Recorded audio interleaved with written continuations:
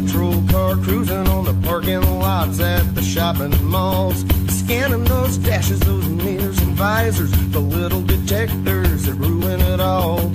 Trying to call the one on an 86 T-Bird, pull up slow just as close as I can. Milliwatt seconds on maximum output. We'll dust that puppy with one small blast of my radar gun, radar gun. I'm making money and I'm having fun with my radar gun, with my brand new radar gun.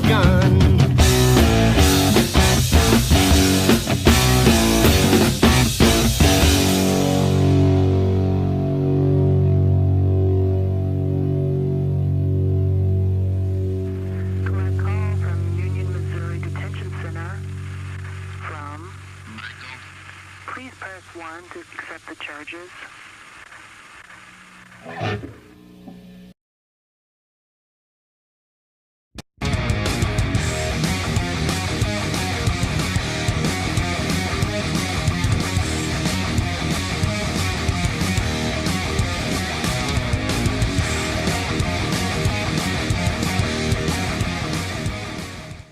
It's been a long season, but it comes down to the round of 12 for now for a lot of these drivers as they take on Charlotte Motor Speedway for the iRacing Drivers World 145.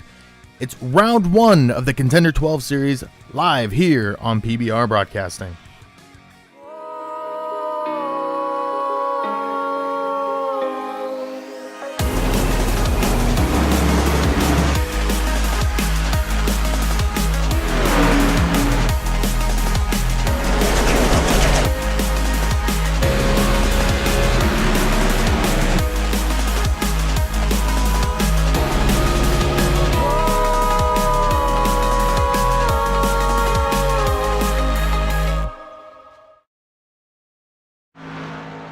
Welcome to Charlotte Motor Speedway for the first round of the Contender 12 round of the chase.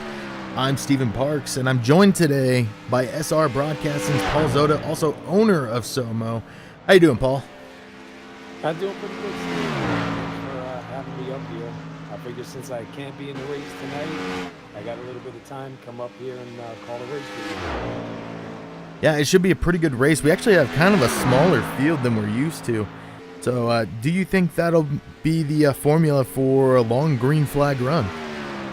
I'm hoping so. I've been watching some of the guys practicing. It looks like they're having troubles coming out of 2 and 4. The back end seems to be going around. So, I'm probably going to see some of that tonight if guys push it hard. And now that we're in this part of the chase, you know, guys are going to push it a lot harder than they have prior. Yeah, we are looking at times right now. Joe Mitchell, who did have 2 wins. Did he have 2 wins? I believe Joe Mitchell did have 2 wins. I think he had one in the last section of the chase and one prior in the season. So yeah, he definitely comes in as he actually, you know, talking about the guys that did win in the first round of the chase here. Keith Mayato and Joe Mitchell. Looking back at the schedule, these guys basically split the regular season runs here. Yeah, and you know, we've seen a lot of different things go on in this Cup Series, and you know, those 2 guys were the only 2 that got locked in. They came in with some extra bonus points into this round, but it's been tough all through. And correct me if I'm wrong here, but Keith Mayato won the All-Star race here, and Joe Mitchell won the 600. Right, yep. So definitely be interesting to see how that plays out tonight. Of course, that All-Star race has kind of a funky, what do you want to call it? Not section, but what do they call it in the NASCAR races? Oh, like that, the stages? The stages, yeah. Yeah, it should be pretty interesting because we do have a couple of fast guys here right now tonight. You know, you got Travis Wall sitting in second, Shane Papala sitting in fourth. I'm surprised to see Keith Mayato sitting in fifth right now, Joe Mitchell leading. So It's definitely going to be interesting to find out who can hang on to it, and there ain't no fast repairs here. So that changes everything. Yeah, it's definitely a little bit tougher with the sunlight beating down on the track. I know a lot of guys running in the NIS series. They go to Charlotte the second time, they're running at night. But definitely a little bit harder, a little bit more slick with that sunlight.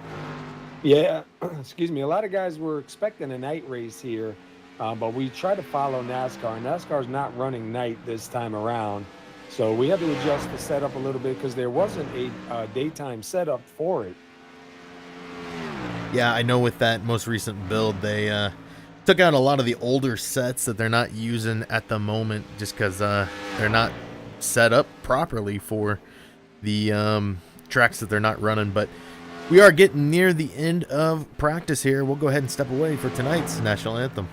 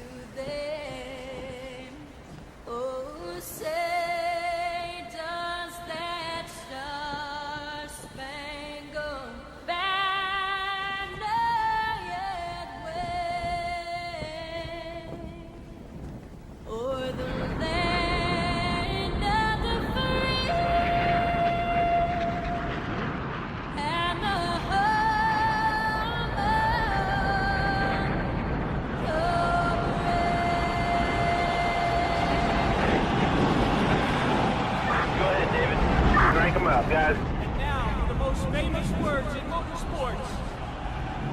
Gentlemen, start your engine!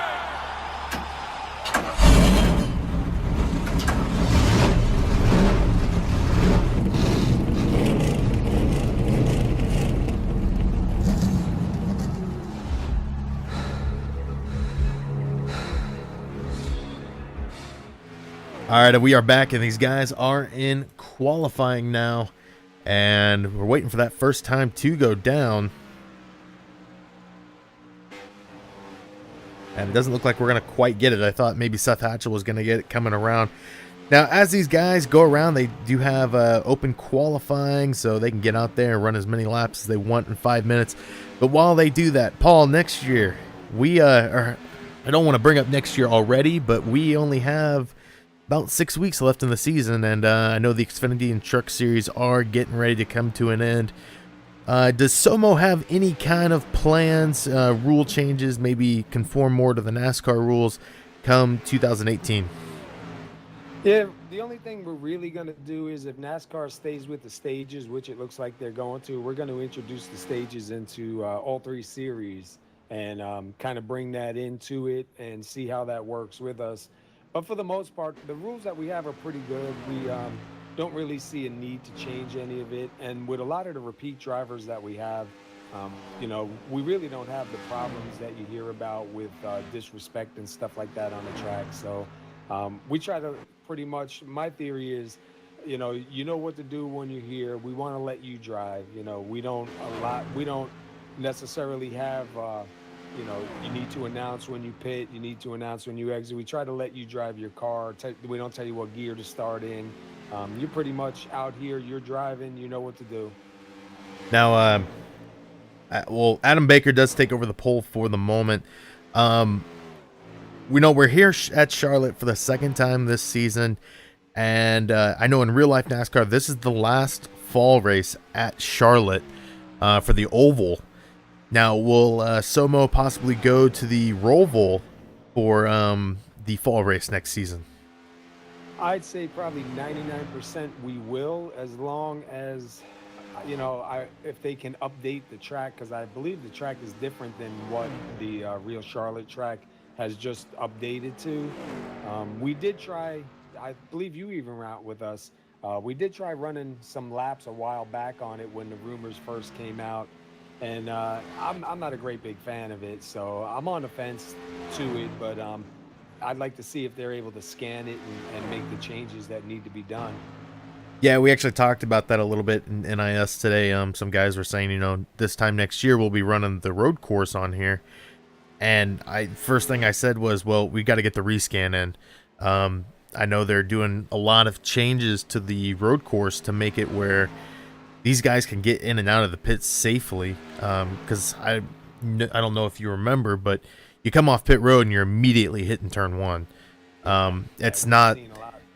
Yeah, it's not like Sonoma where you have that runoff to get up to speed before you merge on. It's you come off, and as soon as pit road ends, there's the corner.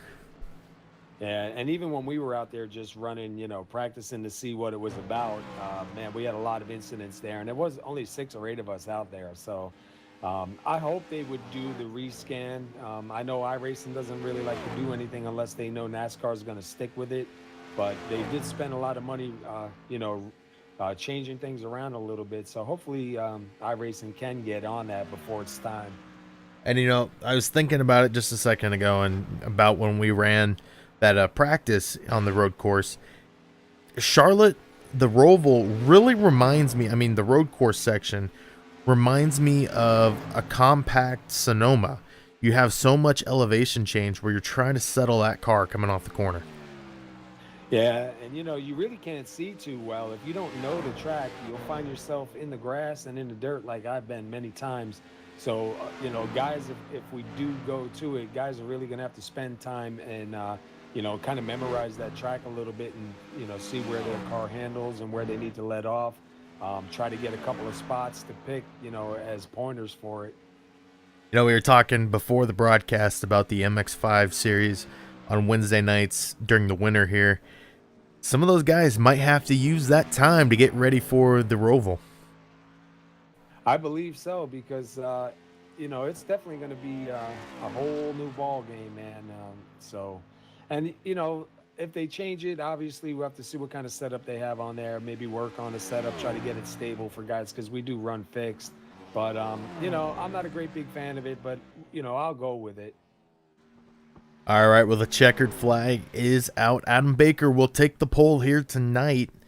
16 drivers will take to the grid. Wait for the grid to start, and we'll go through the grid for tonight. It does look like the last driver pulled his car off the track. So let's go ahead and start with tonight's grid.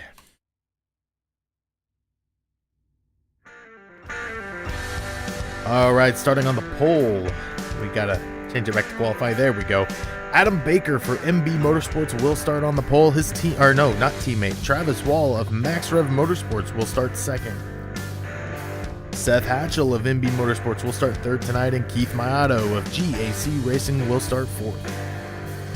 Joe Mitchell of MB Motorsports will start fifth tonight, and Aaron Riley of SoMO Racing will start sixth. Lupe Gonzalez of 575 Motorsports will start 7th, and the 77 of Chris Samard Racing for GAC Racing will start 8th. Brian Neff for Can-Am Racing will start 9th tonight, and the 101 of David Gainforth will start 10th. Paul?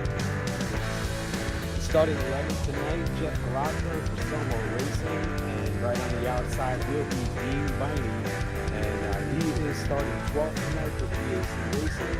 Starting 13th will be Shane Powell for MB Motorsports, and then 14th will be Kurt Davidson for SoMO Racing.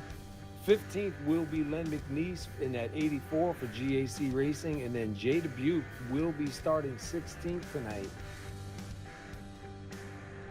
So yeah, we talked about it in pre-race. Pretty small field tonight, but not a lot of guys like Charlotte. I noticed talking with some guys earlier on today, it's a free track, and everybody grows up racing on Charlotte and the street stocks. You get into those cup cars, it's a little bit more difficult. Yeah, especially too, like we said, there wasn't a setup here for the daytime. We did, put the setup out for guys to use, so I'm sure some guys weren't really happy with it. I would have been out there tonight, but I got to run at around 10 tonight, so, it wasn't even worth it for me to get out there. And I noticed during this time of the year, a lot of guys in all 3 series, when they don't make the chase, they don't really apply coming back, and they kind of fade out for a while till the next season. Yeah, I know a lot of guys get down on themselves after they get out, and They kind of take an early vacation, as per se, I guess you would say. But definitely should be a great race tonight. And smaller field usually means more green flag laps. 145 here tonight, and pace cars getting ready to dip off already. Yeah, we're looking for some action here tonight. All these races now, these next 3 races do count. All right, the pace car dips off. Adam Baker will hold him at the line, waiting for that green flag. There it is. Where green flag is out for the iRacing Drivers World 145 at Charlotte Motor Speedway. It looks like Adam Baker's got a really good start down low. Travis Wall going to push it hard on the outside. They come real close. Yeah, it's keeping it side by side, Travis Wall. But Seth Hatchell does look like he is going to get up to the side of the 44. Yeah, it looked like Travis Wall was trying to hold him down there and get that run off. And that's a little early, man. 145 laps to be racing that hard. But like we said, in this chase series, it does amp up. Yeah, definitely a lot of guys looking to lock themselves into the round of 8 already, as next week these guys head to Talladega. That's not a track you want to depend on. No, because that could be anybody's race, and we saw that in the Truck Series on Tuesday night. Len McNeese took the win on that series, and he was in a must-win situation to move on. And Travis Wall did take over the lead. He'll get the bonus point, but he is not in the chase at the moment, so I guess that bonus point doesn't matter too much, but we've seen Travis really pushing for an upset bid. Yeah, and we also see right now the 18 of Joe Mitchell try to go around the 8. They're going to go 3 wide. And the 33, the 09, the 18. The 09 does cut it. That's going to put Keith Mayato up to 4th. And right now, side by side, the 33 and the 18. And those are chase drivers right there. Yeah, majority of the field tonight is chase drivers, so it should be interesting to see where these guys finish. Of course, you don't have as big of a field. We only had 15 take to the grid and 15 start the race. But, with only 15 drivers, even if you wreck out, you're not going to lose a ton of points. No, you really won't. So it's going to help them advance at least closer to it. But 4 guys are going to drop out at the end of the next 2 races. So I think it's really going to amp up here. And right now, it's early in the race. I don't know if I'd be pushing as hard as some of these guys are pushing right now. I know you don't want to lose the lead pack, but 145 laps, something's bound to happen. And I was just thinking about it. We got 15 drivers out here tonight. Next week, you can almost bet on it having 43 drivers out there. Yeah, absolutely. We see Joe Mitchell does get around Seth Hatchell. He's up to 3rd right now. And you see Joe's got a good run into the turn. He just leaves Seth Hatchell right there. Yeah, and definitely something to watch. And we noticed it in the NIS run today. You're going to see a lot of drivers take that bottom line for as long as they can and then kind of start to run that line that Joe Mitchell is running, that middle to high line. I can tell you personally, that middle to high line and then cutting down just before the exit does get a lot of momentum late in the run. Yeah, it really does. We just saw Lupa Gonzalez make a pass on the 09 and Keith Mayato down low, and Lupa Gonzalez going to bring it back up high. You see the 60 of Brian Neff right now kind of closing in on the 09 of Mayato. But one thing we noticed about Keith Mayato in the 09, his car gets better over the long run. He's not always super great on these starts and start-offs, but if you watch him 20 laps from now, he'll start working his way back up to the front. Yeah, it's kind of interesting. I was just thinking about it. We haven't seen Keith really battle through traffic that much this year. He's been up in the top 4 or 5 almost the whole race for every race, really. And it's kind of interesting to see him try to battle a different car. Yeah, especially you see him right there with the 60 of Brian Neff. Brian Neff, not a chase driver, but we tell everybody if you have a car capable of a win, go for it. You don't have to lay down for a chase driver. And Brian Neff giving him some heat. And right now it does look like that is the biggest battle on the track. Everybody else is pretty much single file, which is expected at this track. It's kind of tough on those tires to burn them up and try to get a position, but it does look like Aaron Riley's trying to get underneath the 8 of Seth Hatchell. Yeah, he's been closing in on him a little bit lap after lap, and you can see him bringing it down a little bit low. And Lupe Gonzalez right there behind him, just waiting to see what these guys are going to do. And we did have a pass in the back of the field. Jeff Glockner gets around the 84 Lynn McNeese. Yeah, we see Len. Oh, Glockner into the wall. We see Len McNeese back there in 15th, but Len might be just trying to take it a little bit easy. Probably expecting something to happen, and you saw Jeff Glockner get up into the wall there. So, yeah, Jeff's going to start having a little bit of an ill-handling car. You see him kind of get down to that white line, looking a little unstable. Going back up towards the front, Travis Wall extends his lead on second place Adam Baker, who is the first chase driver out there.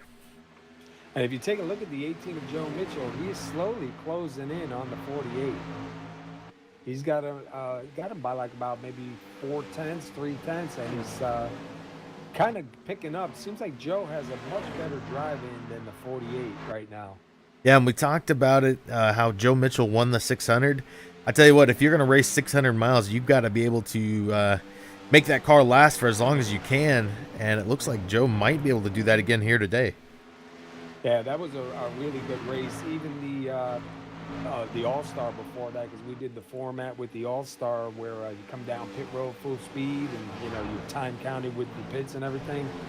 That was the first time we did that, and we really liked it. The drivers really liked it. And that's something that we want to try to do again next year. Taking a look at mid-pack, Lupe Gonzalez drops 2 spots to Brian Neff and Chris Samard. Yeah, I was just going to take a look at Lupe Gonzalez and see. I'm not sure if I don't see any damage on the car. I thought maybe he kind of got up into the wall, but I think he just got a little bit more loose than he wanted to be. We do have a caution, and I want to say it was Glockner is still on the track. Yeah, Glockner and Len McNeese. Well, let's take a look back with our first caution of the night.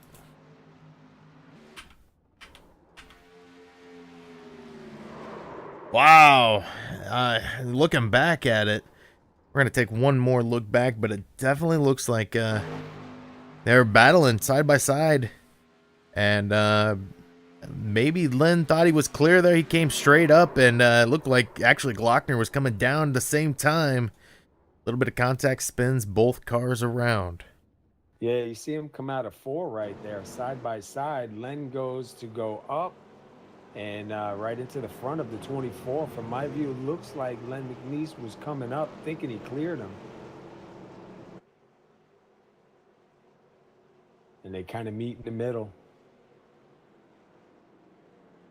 We'll see, we have Travis Wall right now taking down the pit road. Yeah, coming down pit road, let's take a look at tonight's first pit stops. And we talked about this Tuesday night. If we could get every driver's pit crew to show up, it's going to make for an interesting broadcast. Yeah, that'll really be good. You know, there's so much controversy about that, you know, but I like it. It's something I missed from the NASCAR 2003 days. I'd definitely like to see that here, and I hope there is an option that you can have it on high and pick up everybody's. What happened to Travis Wall? He is still sitting on pit road, hasn't moved. And there he goes. He's going to come out last on the field. Yeah, we'll have to keep an eye on that and see where that goes. I don't think he had any damages. No, he went into pit road and he's stuck at the bottom and didn't move until everybody had left pit road. Kurt Davidson stays out, gains a bonus point. He is a chase driver. Yeah, Kurt needs to have a good night here. I know he hasn't had the best of luck the last couple of races, even in the other series. So I know he's definitely going to try and do something here tonight. Gets that bonus point, and you see him coming down pit road now. Yeah, he comes down pit road, and that gives the lead back to, actually for the first time tonight, Seth Hatchell will lead a lap and gain a bonus point as well. And, you know, it's cool. I like looking at some of the paint jobs that are out there on these cars. And, you know, there's some real nice looking paint jobs out there. I like Kurt. I like Kurt's paint job he's got on there. It's pretty cool. It kind of stands out, and them rims are real cool looking. Yeah. Joe Mitchell's is still one of my favorites out there. That black Skittles car just looks pretty cool to me. And I see Lupa Gonzalez has a change of paint now. Unless I'm just not updated, but I'm seeing Lupa in a black 575 Motorsports. Yeah, he's ran that the past couple weeks, but yeah, it's definitely a little bit of an updated scheme for that 575 Motorsports team. You know, the problem was I haven't been near him. He's been up in the front and I've been in the back, so I haven't seen him much. That's the problem. I'm hoping that through this winter series I can figure something out, man.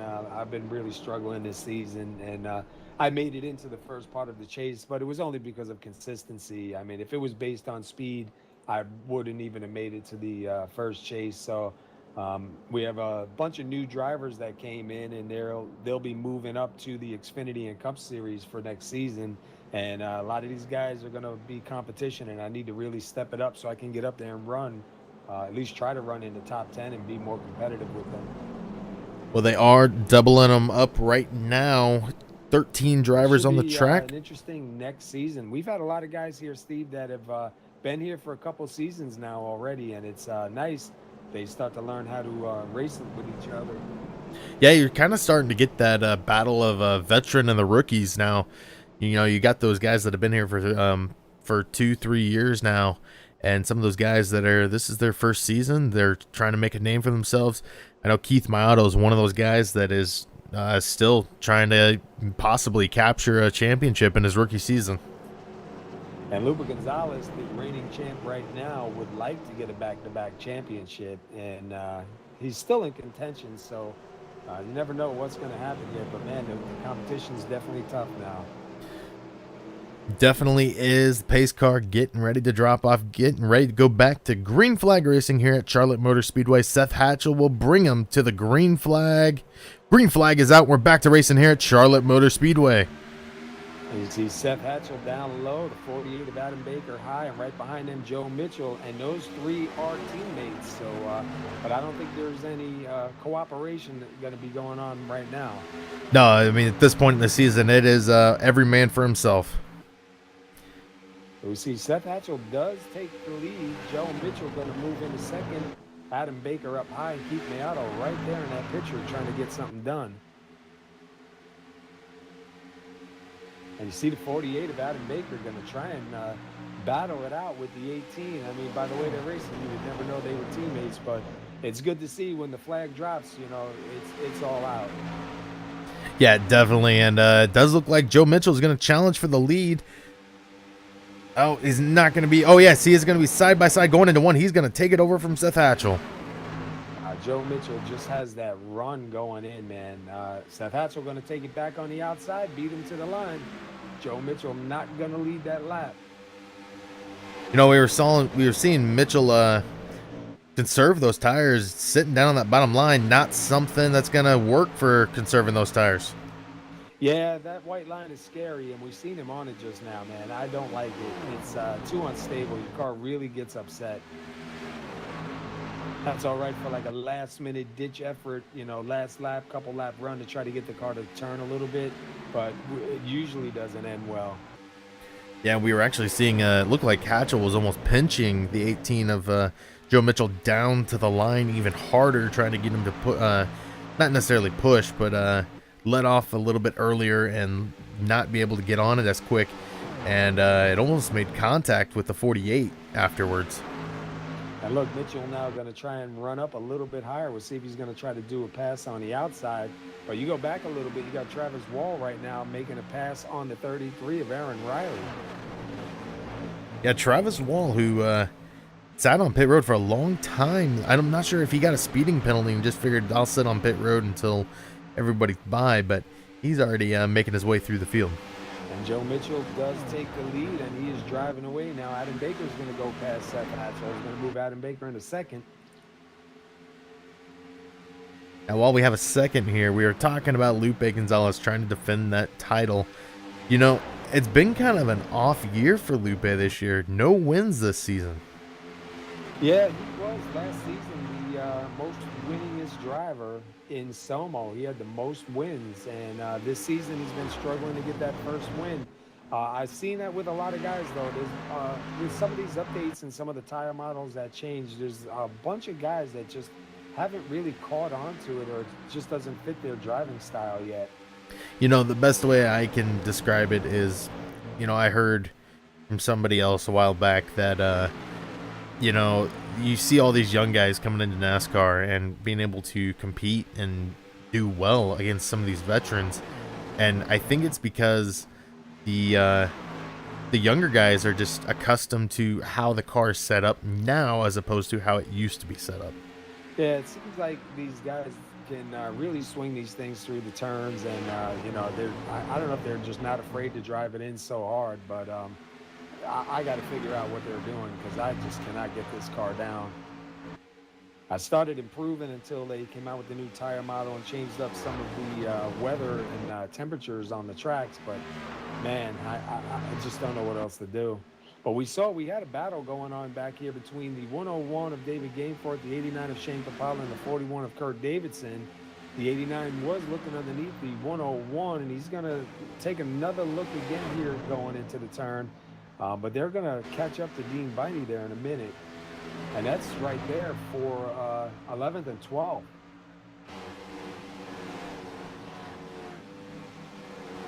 Yeah, and we did discuss it a little bit in the Tuesday race, but Shane Papala named to the NASCAR All-Star Pit Crew, so he should definitely be able to know how to handle that pressure.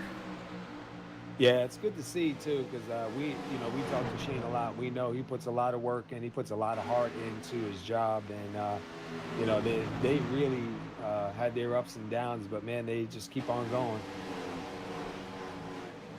And you look here, you got Keith Mangato closing in on the 8 of Seth Hatchell, and then you got the 44 of Travis Wall, who's got himself up to 5th already right now, trying to put pressure on both of those drivers.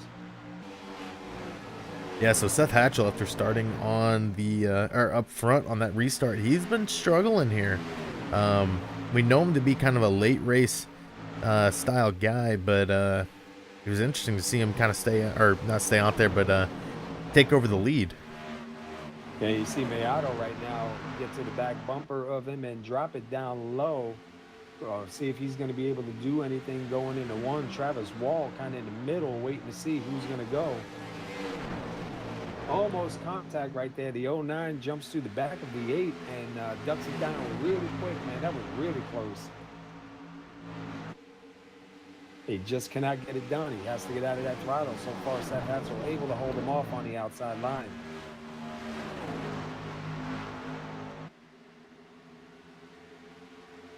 And we're seeing Mayato come to the line now. He is still side by side with the aid of Seth Hatchell. And, man, we're seeing a lot of guys push hard early in this race.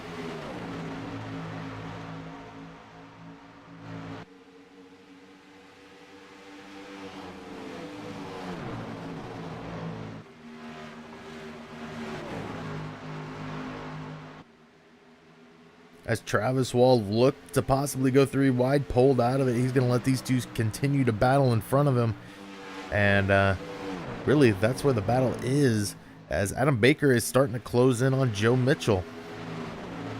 Yeah, we've been watching Adam Baker now kind of close it in just a little bit more. He's got him down, I think, about 3/10.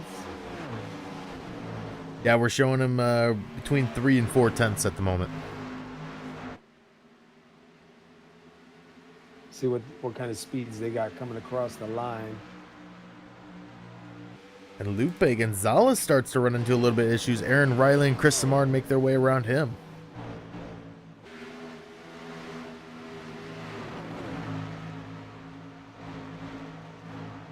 Yeah, Lupe Gonzalez dropped back to 9th right now. Shane Papala is sitting in 10th. And Kurt Davidson not too far behind in 11th. They did get around David Gainforth and Dean Viney. And Lynn McNeese did make his way back onto the track. He is sitting roughly 18 laps down at the moment.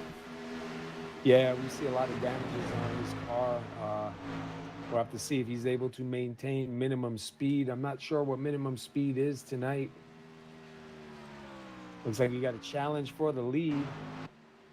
Yeah, we do. Adam Baker's going to throw his car in front of Joe Mitchell coming off the corner to stop the run of the 18, and Adam Baker will lead his second lap of the night.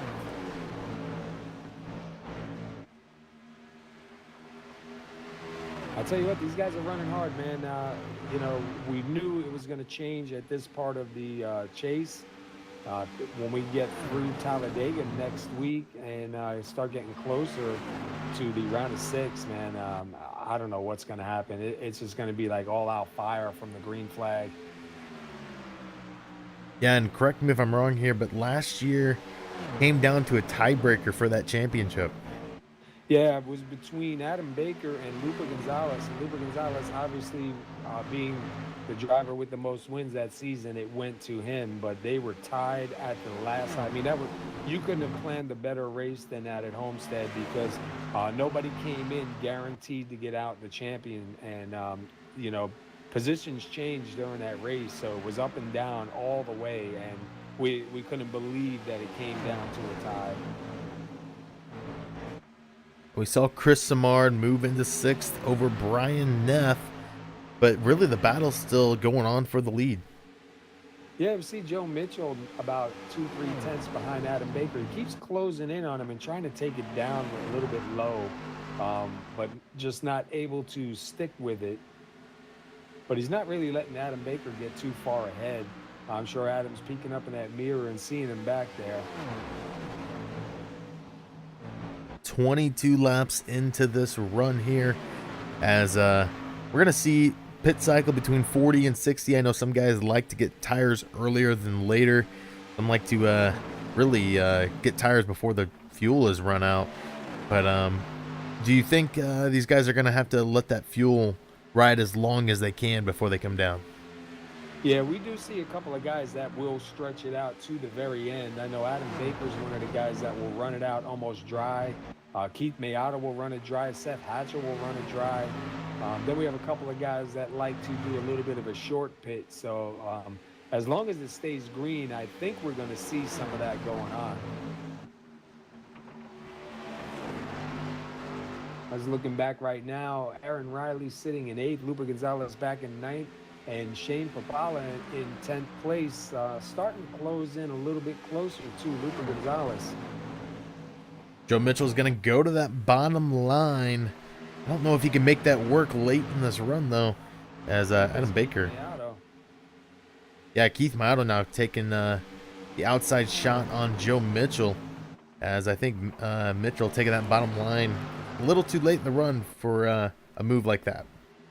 Yeah, I think he's making those tires real hot and unhappy. He's going to have to back it off a little bit, cool it off. And he knows he has a car for a win here tonight. He just has to kind of pace himself now, because there's still plenty to go. Maybe let some strategy come into play and then get back out there, get himself into a spot where he's up in the front with fresh tires. You know, I know Joe is wanting to be a little bit aggressive here and try to secure himself a win and, you know, move into the next round. He might be testing also to see how hard he can abuse that car, since it is early on. Yeah, they're now hitting 26 laps on these tires, as Mitchell's going to falling back to 5th now, as Travis Wall's going to sneak in past him, following the 8 of Seth Hatchell. As we're seeing, we're nearing about halfway through a fuel cycle. If these guys can really stretch it to lap, we're going to say lap 73, you could see these guys, if it stays green, finish this race. Yeah, try and make it in one more stop. I think tires are the biggest key right now, but like I said, you will see, there's a couple of guys that are known for staying out late and running that fuel down to, vapors just about. And I think we'll see that tonight. Yeah, to give you an idea of how much we've have dropped off here, coming to 28 laps on these tires. These guys ran fast laps of 28.4, 28.6, kind of in that range. They are now in the 30.2 range. And if you look back a little bit further, the 53 Lupe Gonzalez is down low. The 60 is on the outside, and Shane Papala now going to make a move to the outside. And those guys are battling for 8th, 9th, and 10th. And we are going to have a change in the lead. Keith Mayato will take over the lead as he will come to the line and lead his first lap of the night. And you see Keith Mayato, we talked about it a little bit earlier. He's not real great on the start off or the short run, but you give him a long run, and man, that car just comes to life. Yeah, he took the lead, and he's already extended it out to 3/10 already on second place, Adam Baker. And we saw Adam lead some laps. You got to start to wonder, has Adam burned his tires up? And if you look, you got Travis Wall, Chris. Caution's out. David Gainforth involved in that one. He's sitting down on the apron.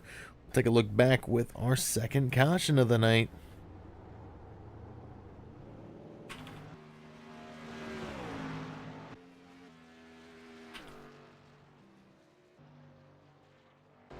Try to find it here, but I think it is putting us at Dean Viney.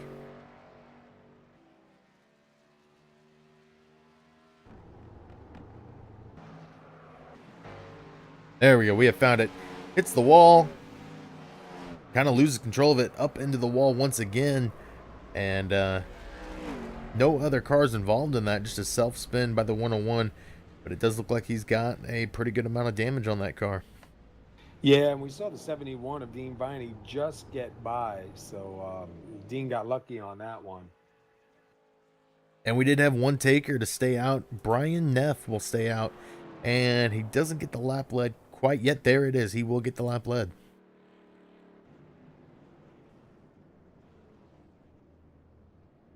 And I'm not sure where it was, but I heard contact on pit road. Yeah, I was just trying to see. I was backing up a little bit to find out what happened. Let me see if I can find it here. Looked like the 77 of Chris Samard slid through his pit. He had to back up a little bit, so he's going to lose a little bit of time. And he was working to get up there. And it looks like everybody's taking 4 tires and fuel. And it looks like Aaron Riley is going to be the biggest faller on that pit stop. Goes from 8th all the way back to 12th. Yeah, he had a really slow pit stop right there. We were just watching him. Yeah, we are showing a 20.77 pit road time for him. Wondering if maybe he had a little bit of damage he had to get fixed up on that car. Yeah, I'm going to try to sneak a better look at his car here and see if I see anything. Yeah, he's got a little bit of damage in the nose of the car because you can see the nose a little crunched in, and there is an opening in that left front fender to nose clips. So something must have happened coming in. Maybe maybe they had contact, at the entrance of pit road. Let me back up a little, see if I can try and find out what happened with him. I'll see if I can take a look. And Brian Neff does come down pit road, so Adam Baker will take back over the lead.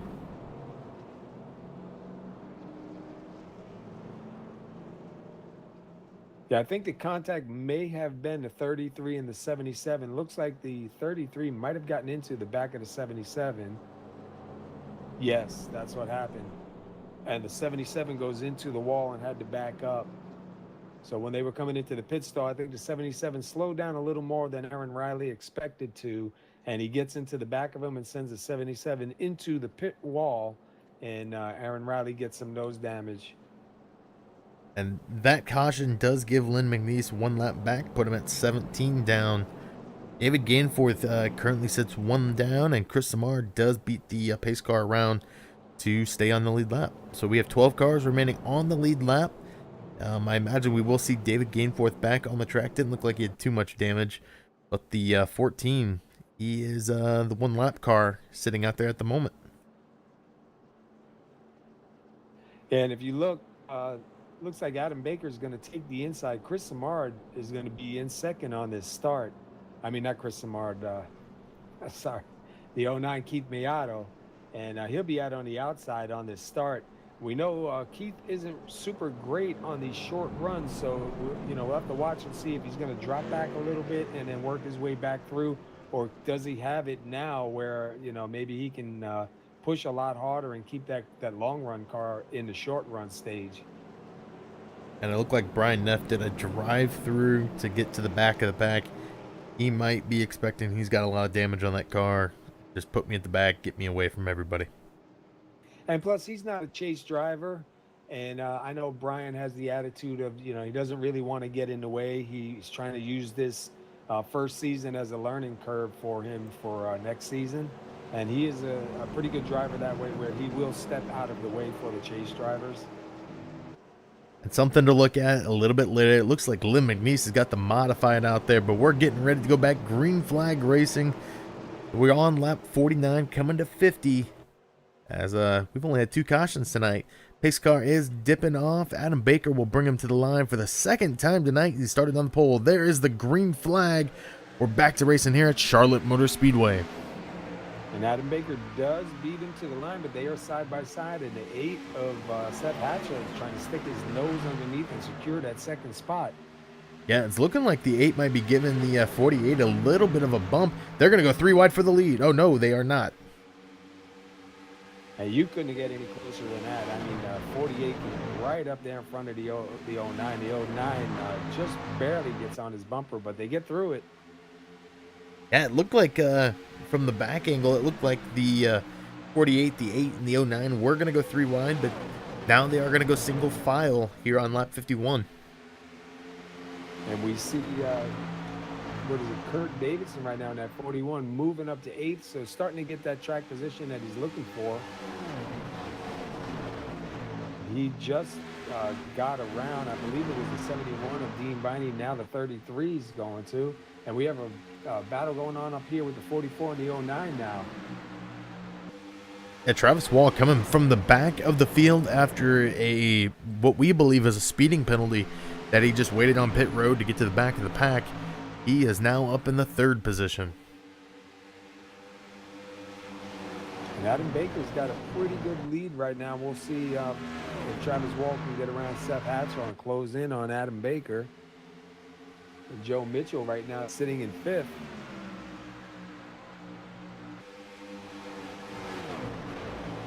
And we've seen Travis Wall pretty much all chase. Even though he didn't make the chase in the Cup Series, he's been pushing for a win pretty bad. Yeah. And the reason why Travis didn't make the chases in SoMO, you had to have 20 out of 26 races in order to be eligible for the chase. And provisionals don't count. They have to be 20 physical races out of the first 26. And he missed it by a couple. Yeah, I think if we remember right, he was at 18 before the chase started.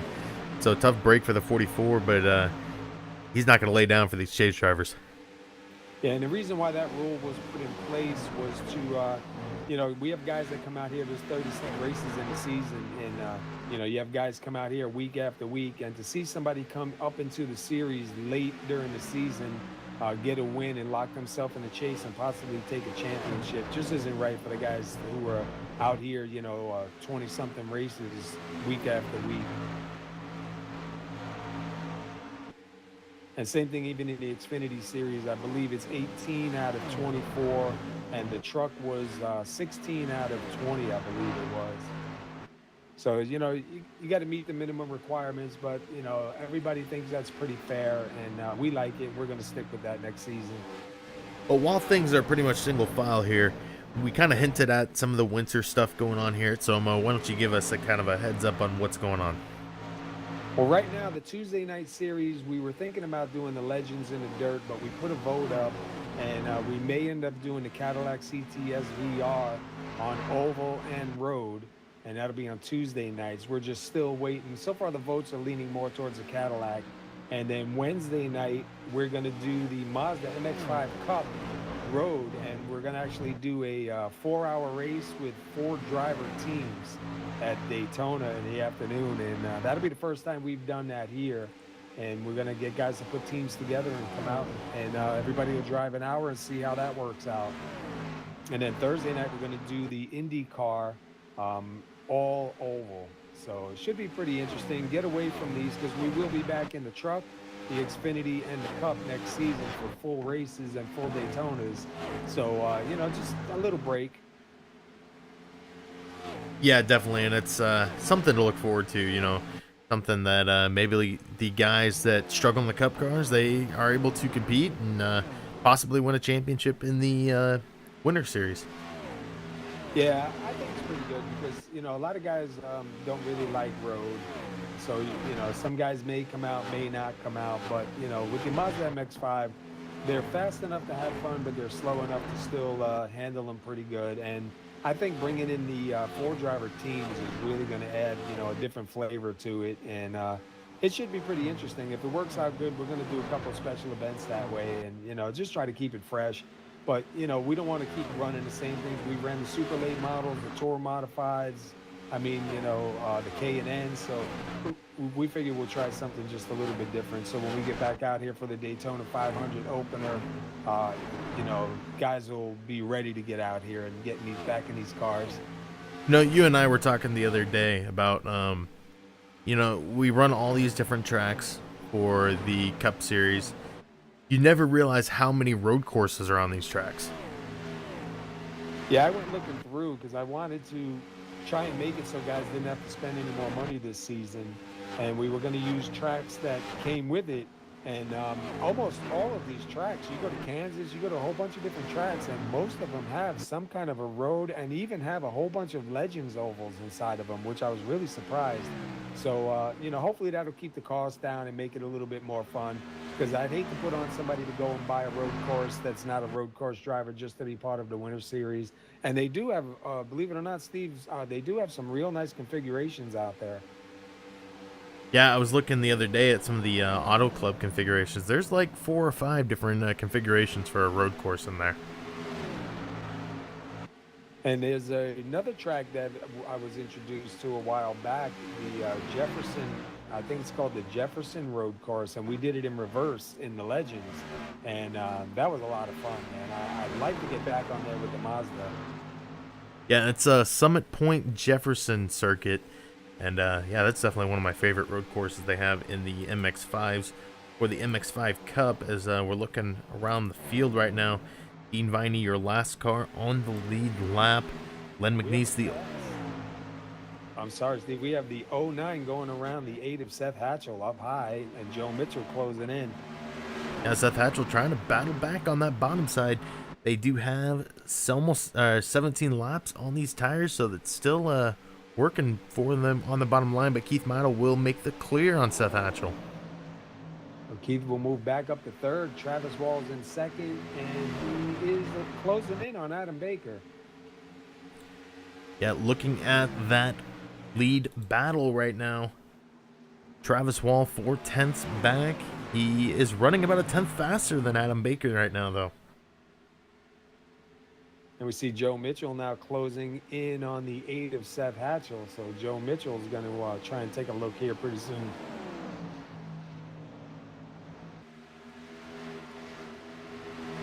Joe likes that white line, man. I'll tell you what, he's doing a good job with it so far. We haven't really seen his car give him any issues, but I just don't like it. Yeah, I've come to learn a lot. Well, we're seeing him now, just as you say that. He's taking about the middle line. He's going to get a little bit loose coming off the corner. That's going to give Seth Hatchell a pretty nice gap in between him and Joe Mitchell. And you go back a little bit further, the 41 of Kurt Davidson was trying to get by the 60 and almost slides up into the 77 of Chris Simard right there, and he loses a bunch of spots, goes back to 11.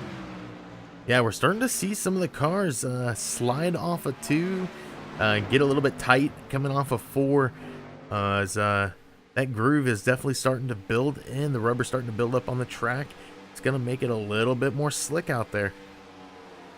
And it looks like the 33 of Aaron Riley, that little bit of damage that he got on pit road is really hurting him now. He's sitting there in 8th, and looks like he's kind of backing up again to the 60 and the 77 of Chris Simard. They're really starting to gain on him. And then next week is Talladega. I mean, that could be anybody's race. That's not something that you'd like to go into that race with a guarantee to move to the next round. Definitely a lot better feeling. If you look, the 09 of Keith Mayato closing in now on Travis Wall for second place. And I was about to say, You know, I think the difference between running here for Talladega, you know, you're gonna have your cautions, you're gonna have your big wreck, but I think the difference here, and especially late in the season, these guys are running for a championship. You don't want to be the cause of a big wreck that takes out a guy and potentially ruins his championship run. And I think a lot of these drivers give the courtesy in the late plate races. Look at Keith Mayato shoot by the 44 Travis Wall. Travis Wall going to try to fight back on that bottom side. Doesn't look like it's going to quite work, though, as he's going to give up a little bit more time to Keith Mayato. Yeah, we've been telling guys watch their back in the garage area. Because right now everybody's starting to really get full of pressure. And you see Joe Mitchell trying to make another move there on the inside of the 8 of Seth Hatchell. Almost makes a little bit of contact with him. Got a little wiggly there and loses a bunch of time. Now 53 Lupe Gonzalez going to close in. And you know, we talked about the pit crews being on pit road. Are we going to start seeing the helmets flying on pit road? You never know. But, you know, we talked about Lupe Gonzalez kind of, actually a couple of these drivers are kind of the sit back, wait a little while, wait for about halfway, and then turn it on. Lupe Gonzalez is right in the mix right now after dropping back early. Yeah, and he's slowly closing in on the 18 and the 8. Every time that Joe tries to get a shot down low, it just brings him a little bit closer because Joe's got to step out of it, and it kind of gets the both of them upset. And you can see Lupe Gonzalez right there really close in on them now. If you look a little bit further back, Chris Samard did get around Aaron Riley and Brian F. So Chris Samard's now sitting up in 8th. Aaron Riley now back there with Kurt Davidson battling to stay in the top 10. Yeah, that damage is definitely got to be hurting Aaron Riley's car. And it's not really a whole lot of damage, but it's just enough where it's going to make that nose upset. And if you look at Shane Papala right now sitting in 7th, has no pressure from the front or the back, and still has plenty of time here. He's probably just trying to take it easy, let these guys race hard in front of them. You see Seth Hatchell right now get around the 44. Looks like the 44 getting ready to come into pit road. So Travis Wall bringing it in. And I'm going to say that's an unscheduled pit stop. 27 laps on those tires seems like an early time to come down to pit road. Yeah, he's either going to try and do a short pit and refuel, or I think he's going to take it behind the wall. We've seen him do that last night in the Xfinity race. And he is going to take right sides. And we see the left side go up, so he's going to take 4 tires and fuel. So he's got some kind of a strategy plan he's got going on. As we have seen these guys already drop 2 seconds on each lap, so you know he'll go back to the 28-second laps while these guys continue to run 30s. And if you look, Keith Mayato now taking a look underneath the 48 of Adam Baker, going to try to take that lead one more time. And it may have just been the way they were lining up on the track, but it looked like Keith maybe snapped a little bit loose there, but he's going to go side by side into 1. He's going to take it pretty easily going into 2. Yeah, we see it over and over again. Oh, he slides a little bit. He's going to give it back up to Baker, it looked like. Yeah, Baker trying real hard on that outside. And they're side by side behind them now, too. Joe Mitchell and Seth Hatchell. And Caution's out. Kurt Davidson involved in that one as he's sitting down on the track. Doesn't look like much damage on the car, but I just heard another engine blow. Let's take a look back with our 3rd caution of the night.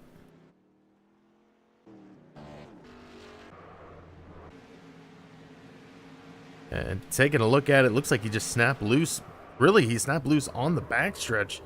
Nothing going on around him.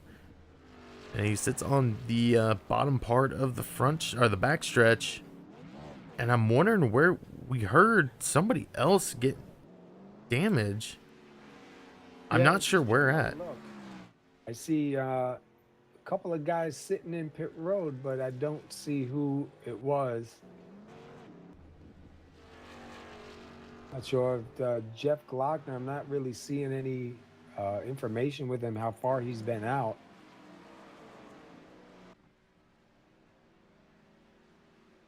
But we did see Kurt Davidson look like he got kind of caught up to the 60 there a little bit, and it kind of made him upset, and he kind of lost it. And Paul, I think I figured out what it was. I know occasionally when these drivers exit their cars. Sorry about that. I put it to black screen as they were getting ready to come off pit road.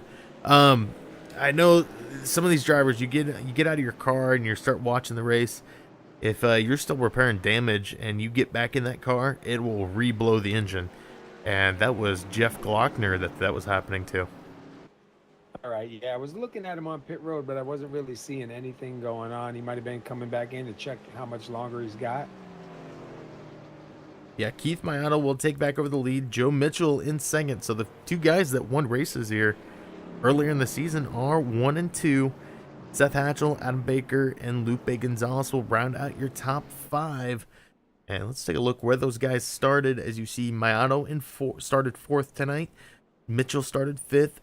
Hatchell started 3rd. Baker started on the pole, and Lupe Gonzalez started 7th tonight. And Lupe's sitting up there in that top 5 right now. We're starting to get a little bit closer here, towards the end of the run. He'll start kind of trying to make his move. I got a feeling if he can stay out of trouble, you will see him up in the front, hopefully battling for a lead here. I know he would like to get a win, secure himself into the next round, and really propel his momentum going into this final 4 eventually. Well, before we go back to green, let's step away for a quick break. We'll be back with we've just passed halfway, so we still got a long ways to go here at Charlotte Motor Speedway.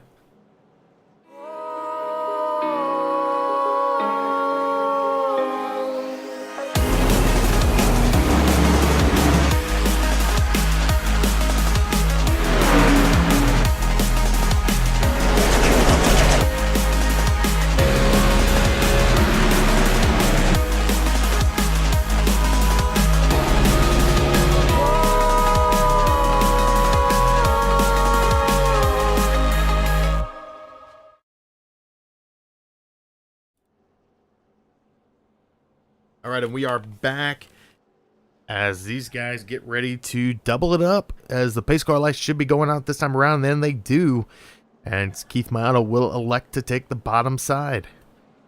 We'll just have to see now. Again, we saw Keith Mayato start on the outside the last restart. He did drop back a little bit, and after a bunch of laps, able to get back around to the front. We'll see if the inside's going to treat him any better, or if Joe Mitchell and Adam Baker on the outside going to be able to have a run and get in front of him for a little bit. And Brian Neff, it looks like he drove through pit road once again, as he's going to come out. He will be in 12th, the last car on the lead lap. As did we see what happened to Travis Wall? Oh, he pitted. He has come back around, got the lucky dog.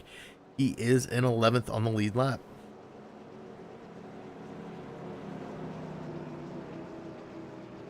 Yeah, I don't think he was expecting that caution to come out when he came in for that early pit. But he does have a fast car, so I can't imagine he'll be in the back for too long. As this time around, they'll have 65 to go. Who is going to save the fuel? Expect to see somebody who's been up front for a lot of the night kind of clutching it, saving enough fuel to make it last 65 laps. Pace car has gone in. Green flag is back out as Keith Mayato will bring him to the line. He will get the lap led. I don't know if he got a little push there from the 8, but we saw Keith Mayato either spun the tires or got a little bump from the 8, and he just kind of wiggled just a little bit.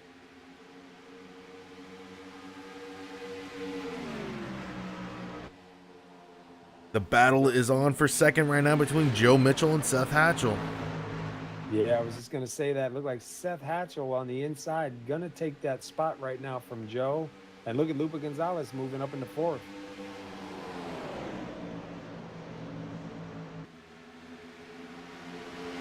Kind of looking back a little bit at Travis Wall, Kirk Davidson, and Aaron Riley right now, kind of side by side. Yeah, it looks like Aaron Riley and Kurt Davidson battling it out. Travis Wall looking for a way around both of them.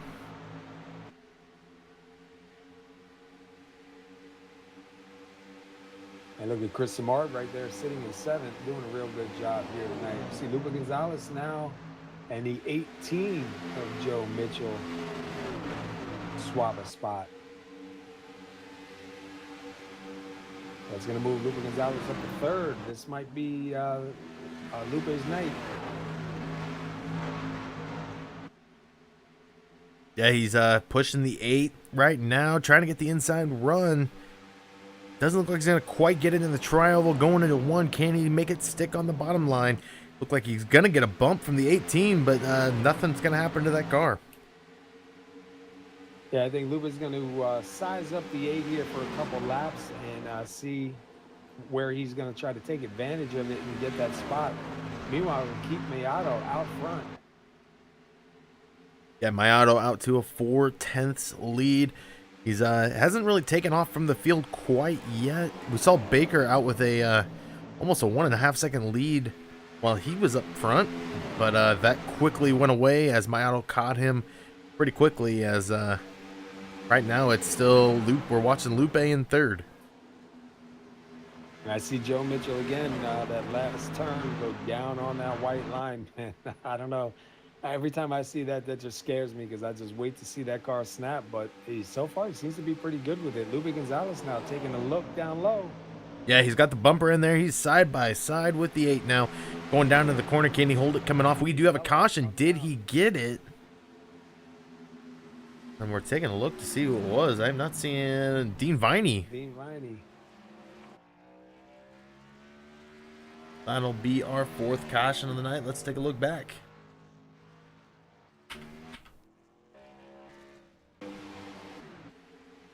It was a long moment that he was spun. It looks like the 60 made contact with him. Dean Viney up into the wall and goes spinning around. Plants the car, lets everybody pass. Yeah, you see the 60 down low. The 60 was down low. The back end almost came around on him, and he slides up into the 71.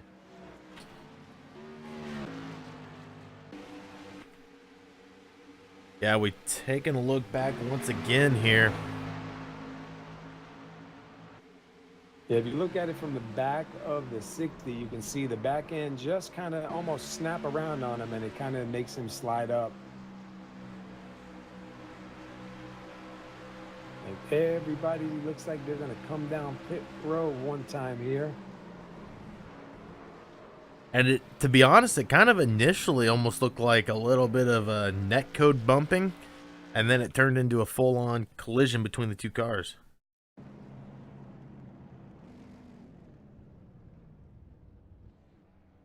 Looks like everybody got in their pit stall pretty good. I didn't see anybody have any issues or backing up.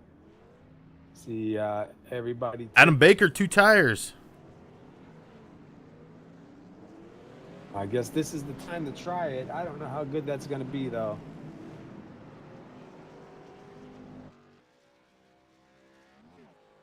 As Adam Baker with an 8:42 pit stop. Keith Miato comes out second with a 14:67.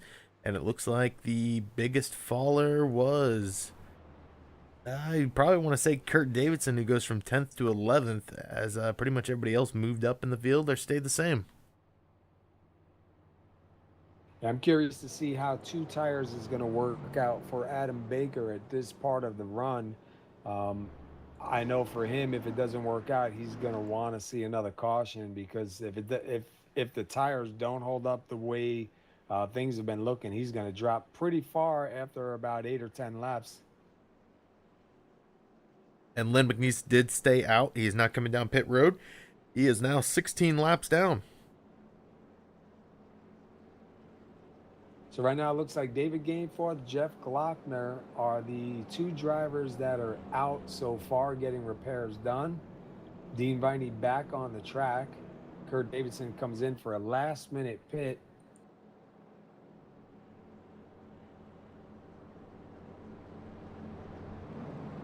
It looks like Dean Viney going to come back in, try to get a little bit more damage repaired on that car. And while we're under caution here, we forgot to go over it during the start of the pre-race show. Let's go ahead and look at it now. The chase standings and how they sit right now, or not really how they stand, but who was in this round. Right now it is Joe Mitchell, Keith Mayato, Seth Hatchell, Stephen Burnett, Adam Baker, David Howard Jr., Lupe Gonzalez, Aaron Riley, Kirk Davidson, Shane Papala, Chris Samard, and David Gainforth. And I think you had told me earlier in the week, Stephen Burnett, due to other, I guess it was a family thing going on or something like that, but he will not be racing during this part of the chase. Yeah, his work schedule changed, and he'll be working Thursday nights now for the rest of the season. So unfortunate for Stephen Burnett. Worked real hard to get himself up in the chase, and has to step out of it, which really kind of hurts. I missed it by 1 point. That's bad, but to have to step out being in really hurts. But he'll do what he has to do. You know how it is. Responsibilities come. Family comes first. Racing's going to have to take second. But he did a good job this season. Was able to hang on, get himself up into the chase, and got into the second round. Yeah, as somebody who has done that in the past, I can tell you it's tough to make that decision. Yeah, after you knocked me out of the chase, I was out of it, and then you tell me I'm not gonna be able to finish the rest of the season. Even Burnett said, why don't I move other people up? But we already locked it in, and I don't think it's right. It is what it is. So we'll just keep on going. Well, as we get ready to go back green flag racing, Paul, I do believe you got to take off. But I would like to thank you for coming in the booth with us tonight. All right, Steve, I appreciate it. Good luck, man, and we'll talk to you afterwards. Base car has dipped and green flag is out once again. Adam Baker to the line. Does he get the lap led? He will not. Keith Mayato will beat Adam Baker to the line and take the lead.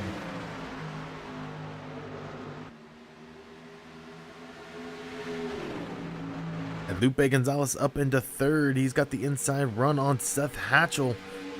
Seth Hatchell's going to take it right back, though. As we're going to pay attention to this third place battle. A little bit of wiggle. The 53 is in the grass. No caution. He's able to save that car.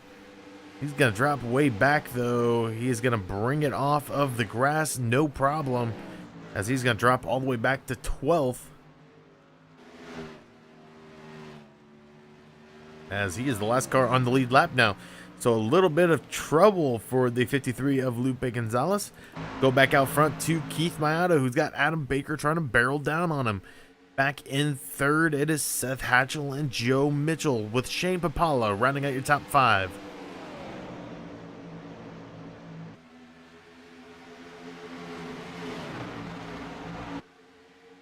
And so for those wondering at home, we have 4 of the top 5 are of GAC Racing.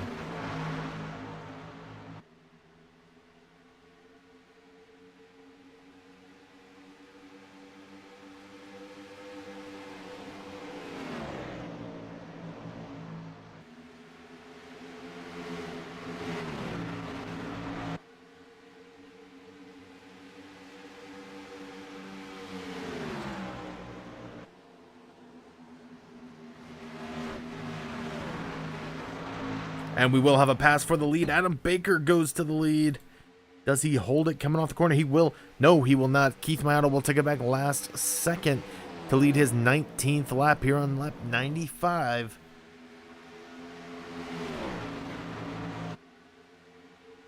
Adam Baker has the lead for the moment, as he's once again going to get the inside run on Keith Mayato. Coming off the corner, a little bit tight there. Almost made contact between the 48 and the 09, but it will be Adam Baker to the line this time, having it. 43 laps led now for Adam Baker, who looks like he will lock the most laps led here tonight. He hasn't quite locked it, but he is definitely in the running.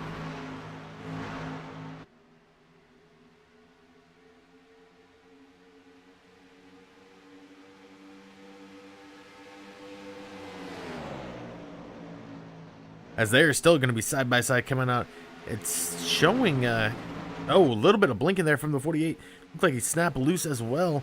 He's going to give it back up to Keith Mayato with Joe Mitchell right behind him.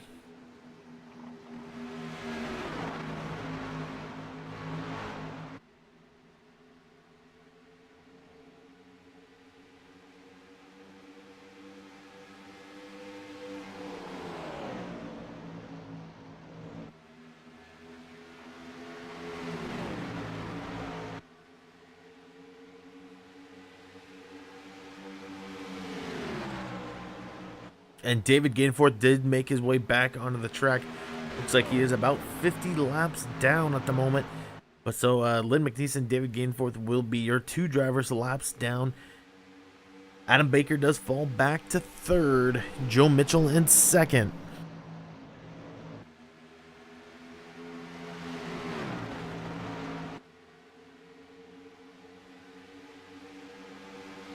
Lupe Gonzalez has got back up into 11th. After going through the grass, he's trying to make his way back through the field. Lupe needs a caution, though. Dean Viney is the last car on the lead lap, still back there in 12th. We look back at David Gainforth, who's in the 101 driving with the 84 of Lynn McNeese. Let's go back up front because the battle is starting to heat up for the lead.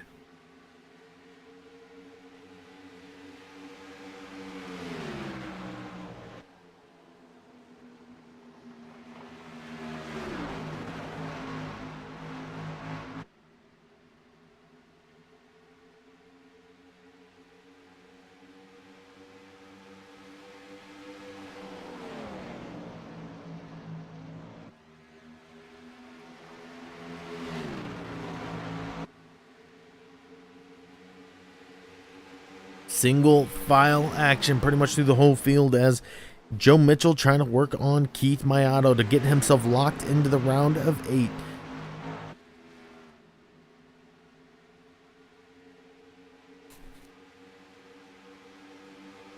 The top 5 still belongs to Keith Mayato, Joe Mitchell, Adam Baker, Seth Hatchell, and Shane Papala.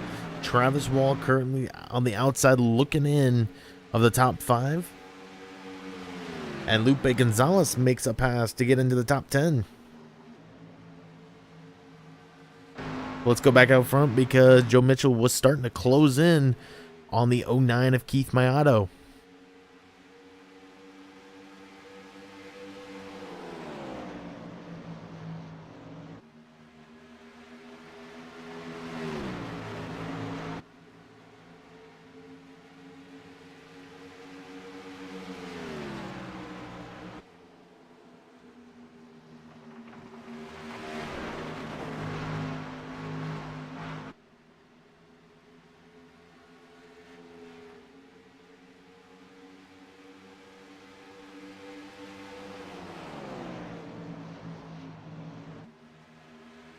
Keith Mayato is pushing back out really to a pretty decent lead on Joe Mitchell again, but Joe Mitchell fighting back for the lead.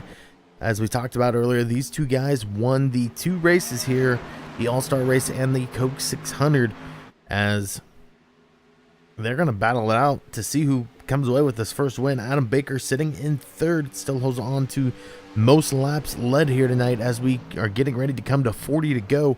Seth Hatchell in 4th, Shane Papala in 5th. As let's take a look through the whole field and see where these guys started. Keith Mayato starting in 4th, 27 laps led now, is currently in 1st. Joe Mitchell started in 5th, is now in 2nd as he's going to battle for that lead. Does he get it? Not quite yet. Does have 11 laps led tonight. Adam Baker started on the pole, 44 laps led, currently sits in 3rd. Seth Hatchell, who started in 3rd, has 7 laps led, currently sits in 4th. Shane Papala, 13 laps, started 13th, now is sitting in 5th. Travis Wall, who started 2nd, 13 laps led for him, as he now sits in 6th. Chris Samard, who started 8th tonight, is showing in 7th. Aaron Riley started in 6th, he has fallen back to 8th. Brian Neff, who started in 9th, 1 lap led for him, as he shows he is in 9th. Lupe Gonzalez started 7th, has battled back from going through the grass. He is now in 10th. Kurt Davidson, who started 14th, has 1 lap led and now sits in 11th. Dean Viney started 12th. He's getting passed up by all the lead lap cars. He'll be showing in 12th. Lynn McNeese, he is currently 16 laps down, started 15th, now in 13th. David Gainforth, who started 10th, he is showing 51 laps down. He is now in 14th, and Jeff Glockner is still off on pit road. Started 11th, he will finish tonight in 15th. Adam Baker is going to fall back through the field, as it will be Seth Hatchell and Shane Papala working around the 48.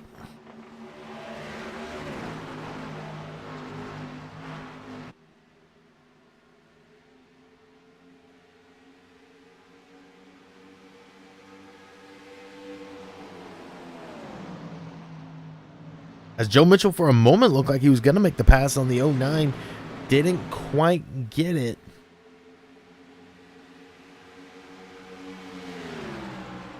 But he's going to keep battling for that lead. Now he's going to take the high side, make the 09 of Keith Mantle go down low. They are 21 laps into this run. Going Travis Wall with 19.8 on those tires as opposed to the 22 now for these other drivers. So I'm not sure how he shaved 2 laps off those tires, but it looks like Kurt Davidson has done the same thing.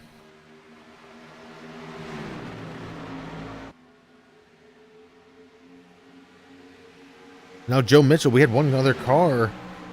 I want to say that was Travis Wall. It was Travis Wall's going to go down and try to make the pass on the 77. Clips the apron, able to keep that car together. We'll go back out front, though, because Joe Mitchell has passed the 09 of Keith Matto, and so has a whole bunch of other cars. Looks like Keith Matto is going to run back to 5th. He drops from the lead back to 5th as Joe Mitchell, Seth Hatchell, Shane Papala, and Adam Baker all make their way around.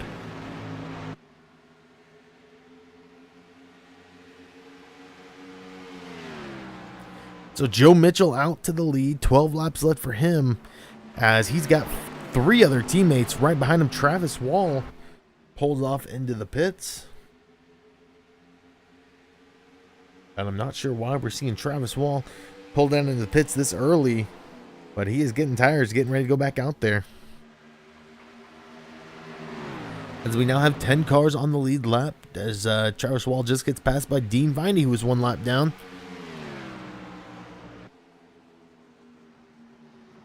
On lap 112 of this 145 lap contest. 4 cautions tonight. Let's take a look at the race summary as it sits right now. 14 lead changes. The fastest lap does belong to Adam Baker. 4 cautions for 16 laps, and 33 laps do remain here tonight.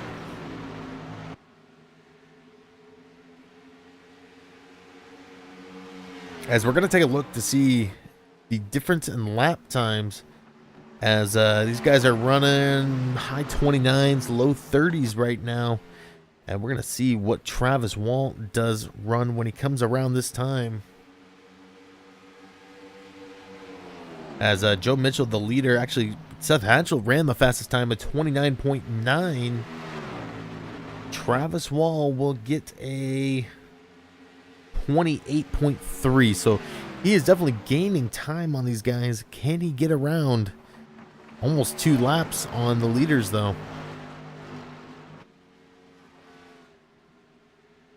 As Joe Mitchell does have the lead for the moment, but it looks like he's going to give it up. Yes, he will, to Seth Hatchell, who's going to lead his 8th lap of the night.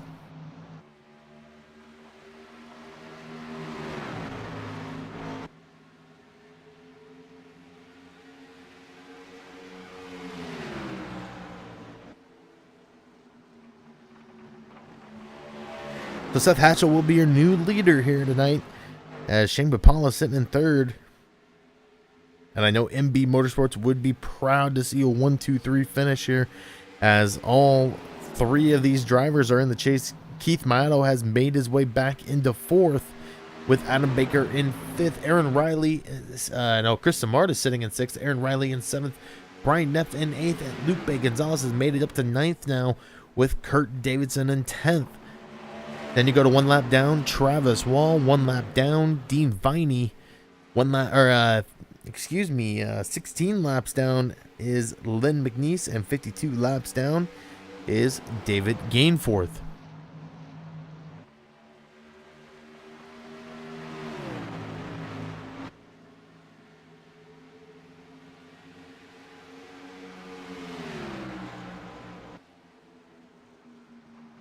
Joe Mitchell not letting up on the 8 of Seth Hatchell. He's going to try to put the bumper to the back of the 8. Doesn't look like it's going to quite work for him, though, as he's going to give up a little bit of time to the 8 coming out of the corner.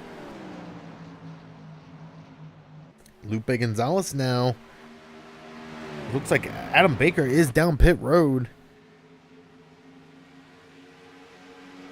as we have just under 30 to go.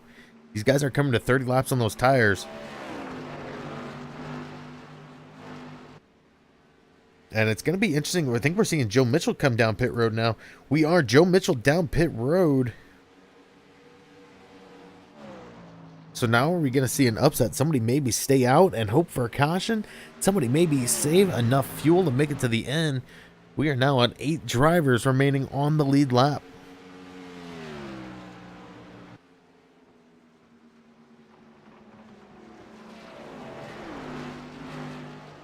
And here comes Seth Hatchell down pit road. Shane Papala will lead a lap here tonight. I believe that will be his first lap led. Yes, it will. So Keith Mayato still sits in second. Chris Samard now in third. Aaron Riley in fourth. Brian Neff will round out your top 5. And Lupe Gonzalez back into 6th.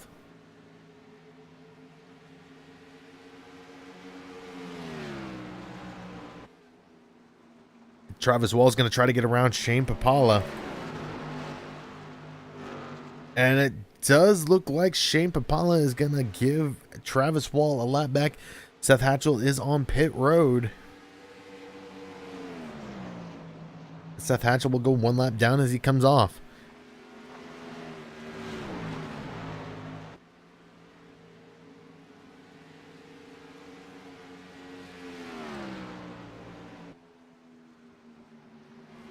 So do we see Shane Papala possibly come down? He's going to take it down to the pits. So that'll give it back up to Keith Mayato, as he's going to go back to the lead. Chris Samard in second. Aaron Riley in third. And this is the point in the race when you start to wonder, have these guys saved enough to make it to the end? 30-second laps for these guys.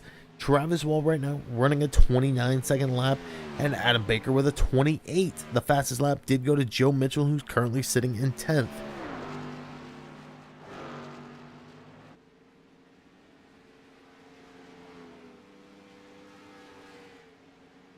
Travis Wall will get around Shane Papala as he's still on pit road. As we are waiting for Keith Mayato to possibly go down. Chris Samard in second, and it looks like Aaron Riley in third.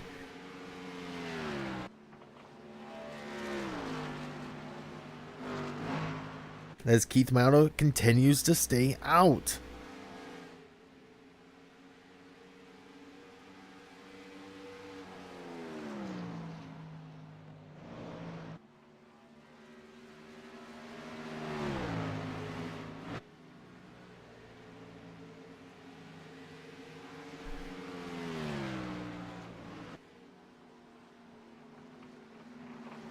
And we are not even seeing really Keith Mayato take it down to the bottom side to even think about going to pit road just quite yet, as Adam Baker is going to make it to the bottom with Joe Mitchell. They are going to go back on the lead lap.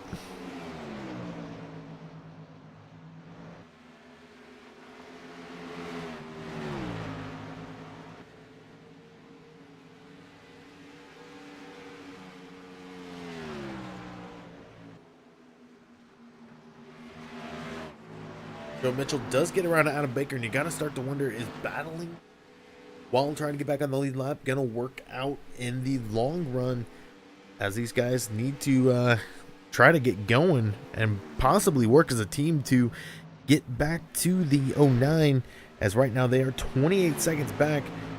Looking at Travis Wall, who was the first to pit, he is 22 seconds back still at the moment. Chris Samard 2 seconds back from Keith Mayato. Aaron Riley is 4 back.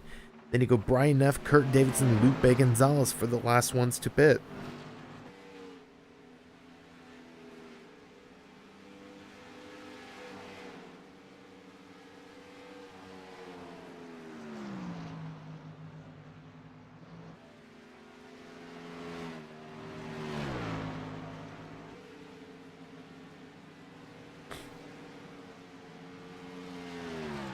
19 laps do remain here for the guys at Charlotte Motor Speedway. And Keith Maito is getting close to Adam Baker's laps led, as Adam Baker does have 44. Keith Maito now at 39.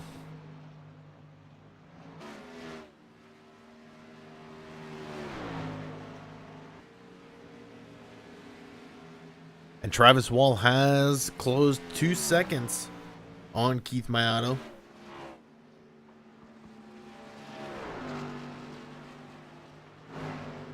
And it looks like Adam Baker, and it looks like Joe Mitchell, Adam Baker have both closed up to 23 seconds between them and Keith Maito.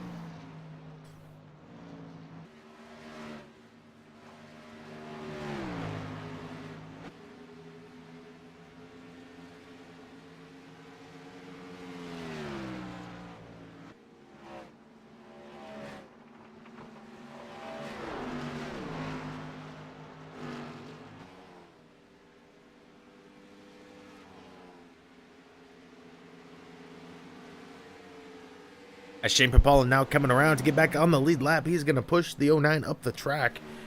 As we are seeing Travis Wall down to 18, almost 17 seconds between him and Keith Maito now.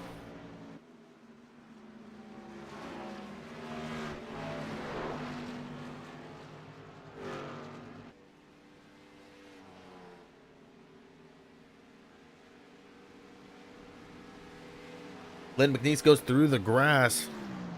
It looked like initially he was going to try to get out of the way. He ended up going through the grass for a little bit of a ride.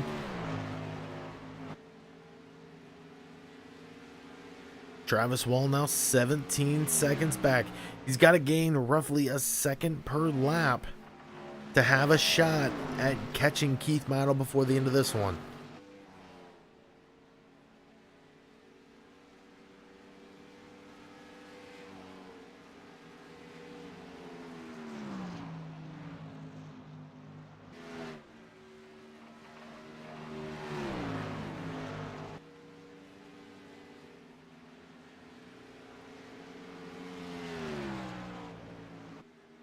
Travis Wall will bring it down to, looks like 16 flat.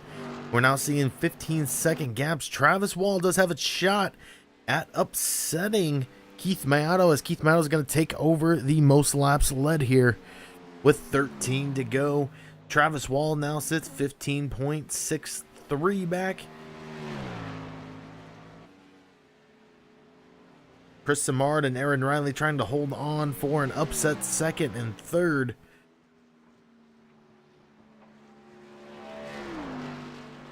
As I think you can hear Keith Maito clutching it, trying to save as much gas. 13 laps to go, make it 12. As Joe Mitchell is going to get around Travis Wall. Joe Mitchell gaining time faster. He's going to make it 14 seconds now between him and Keith Maito.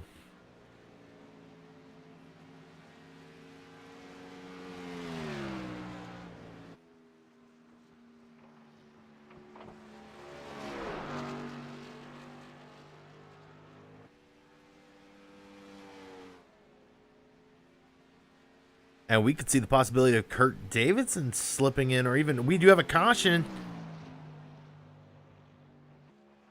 Travis Wall involved in that one, as he's going to sit down on the apron. Let's take a look back with our fifth caution of the night with 11 laps to go. Oh, and Adam Baker did get involved in that. Looks like the 44 got a little bit loose. He's going to go down into the 48. And around they go.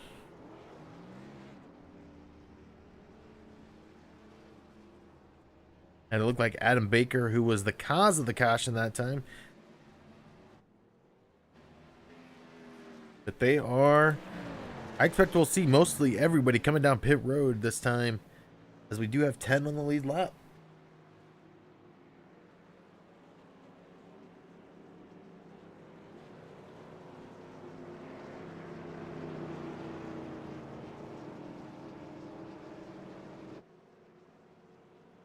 So 10 laps to go. They will have roughly 6 to go when we go back green flag racing. And I expect we see a majority of drivers come down, if not all of the drivers. As right now your leader, Keith Mato, has 48 laps on those tires. And I believe we have the first 6 on 48 laps. As it does look like everybody will come down.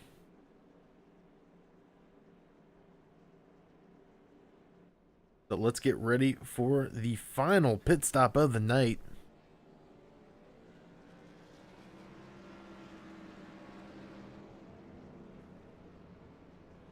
And who is going to take 2?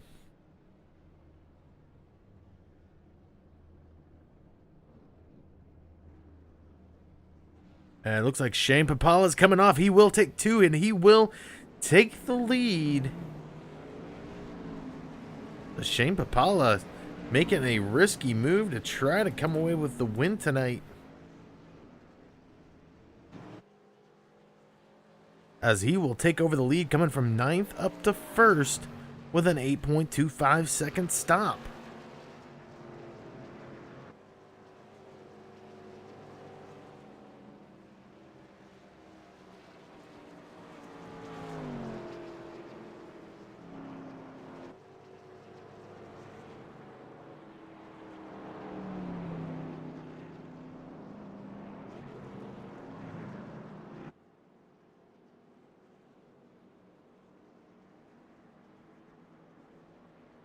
So here we go. Here is how the final laps are going to set up. Shane Papala will be up front. Keith Mato in 2nd. Chris Samard in 3rd. Aaron Riley in 4th. Kirk Davidson in 5th. Lupe Gonzalez 6th. Joe Mitchell 7th. Seth Hatchell in 8th. Adam Baker in 9th. And riding at the top 10 in the last car on the lead lap will be... Or Brian Neff will be in 9th. Adam Baker will be the last car in 10th. As... take a look here really quick to make sure. We do have one other car on the lead lap, it does look like. Double check that, as I believe Dean Viney is 1 lap down.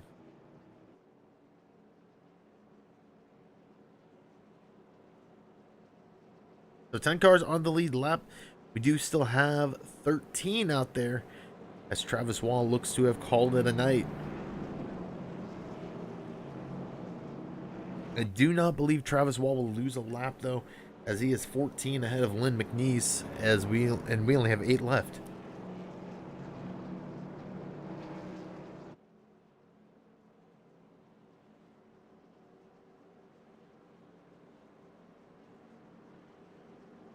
Waiting for the double up. Shane Papala has yet to restart from the top. He has gained 12 positions sitting in front after starting 13th tonight.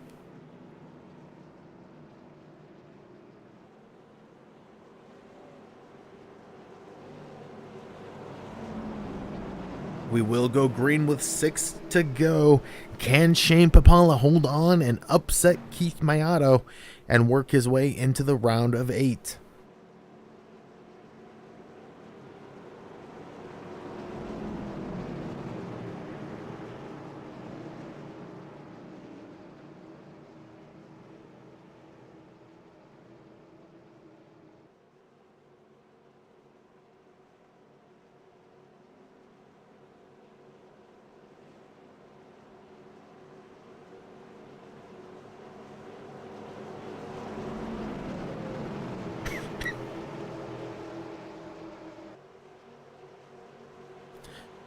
Right here we go. Pace car is getting ready to dip off for the final time here tonight.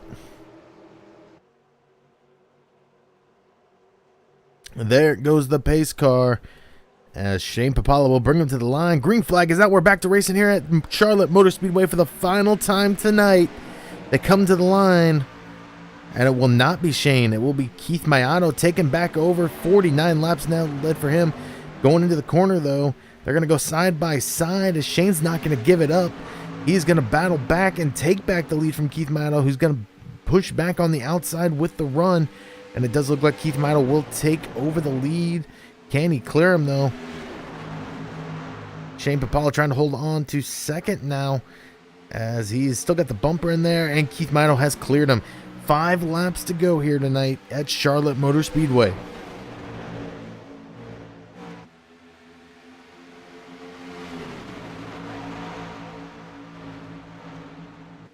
A car into the wall. Looks like able to keep control. That was the 8 of Seth Hatchell.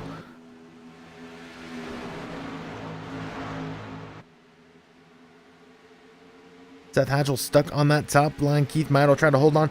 Lupe Gonzalez has made his way into the top 3.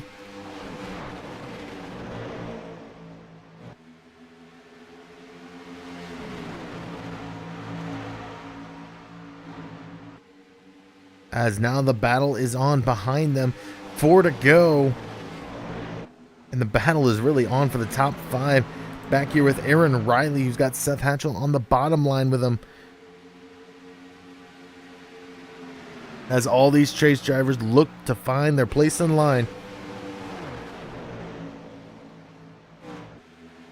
3 to go now for Keith Matto, who has extended his lead out to a half a second. And it does look like Lupe Gonzalez is going to move up into second.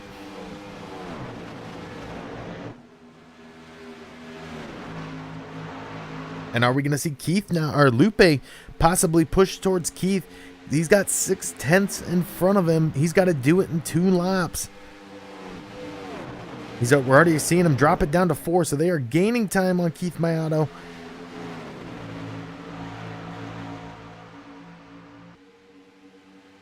Lupe Gonzalez does move into second.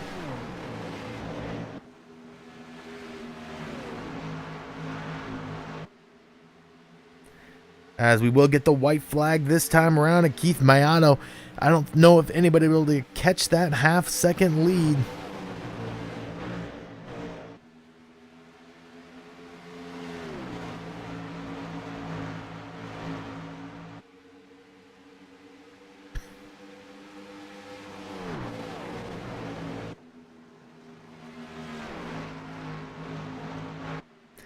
Coming to the line, Keith Matto will be your winner at the iRacing Drivers World 145 at Charlotte Motor Speedway, and he'll lock his way into the round of 8. We'll be back right after this with tonight's interviews.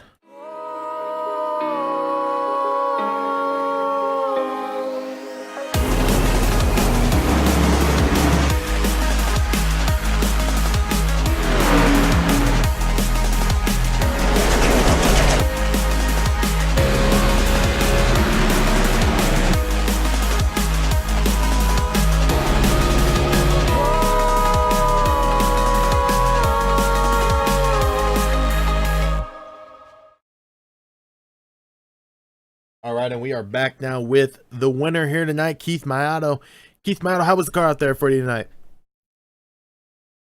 Real good on the long run. I'm able to learn how to make it work better on the short run, but it was tight, but it was manageable. Now, we did see you kind of stay out for quite a while until that caution came out. Was the plan to stay out and hope to last till the end?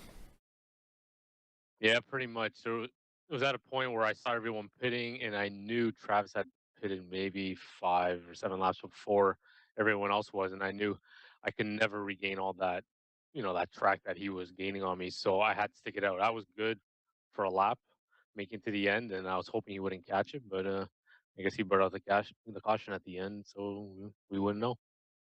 Now, next week, well, first of all, you do lock your way into the Contender 8 round of the chase. Does that change your approach into next week at Talladega? Yeah, I was hoping. You never hope that you're going to try to make it in through Talladega because you never know what's going to happen. So this does make it easier because I can go in there a lot more relaxed and just have fun there. Just because plate track racing is a little stressful. Well, you do start 4th tonight. You come away with the win. You lead 55 laps, the most laps led here tonight. So you gained all 3 bonus points.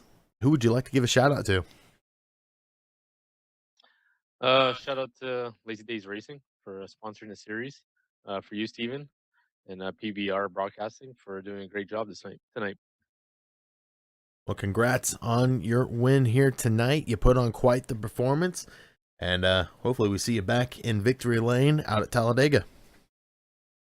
I'll try, but it'll be lucky if I am. All right. We do not have our second place finisher, Lupe Gonzalez, but we'll go over how he finished out there tonight. He did start 7th. He came away with a second place finish. We saw him all over the field, but he would round out that second place and almost kind of put on the race to the finish line for Keith Mano. Little too late for Lupe Gonzalez, though, so he'll come away with a second place finish, as he will set himself up nicely going into the next round of the Contender 12 round. We'll now go to Shane Papala. Shane Papala, you got a copy? Yes, sir. Well, you took a gamble at the end there, and I don't know if it paid off exactly how you wanted to, but it definitely helped you out a lot going into the next round. Oh, it paid off big time for me because I was stuck back in like 10th after that green flag cycle. So that's the only shot I had to try to get a top 3. Now, obviously, this doesn't lock you into the Contender 8 round of the chase, but it does set you up nicely going into Talladega. Does this kind of put you more in the defensive as opposed to the offensive going into plate racing? Yeah, I mean, anytime with Talladega, I like to play it safe to the end. You know, it's such a long race and so much can happen in one lap there. So I'm going to try to probably hang back and just see where the cards fall and see where we're at with 15 to go.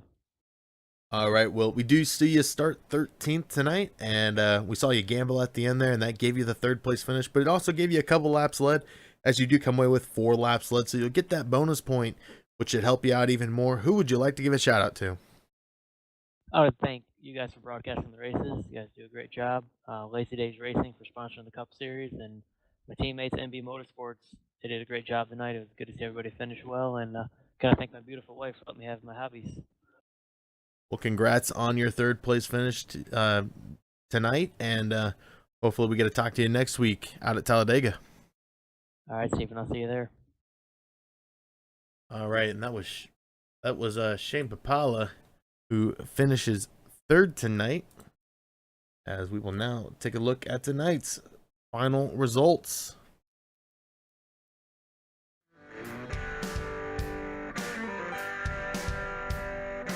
The winner, of course, was Keith Mayato, coming away with a dominant performance, leading 55 laps. Lupe Gonzalez would finish second.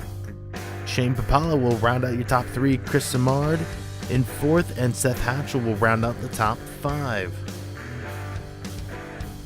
Joe Mitchell will finish 6th tonight. Aaron Riley will finish 7th. Adam Baker in 8th. Brian Neff in 9th, and rounding out the top 10 will be Kurt Davidson. Dean Viney will finish 11th tonight. Travis Wall in 12th.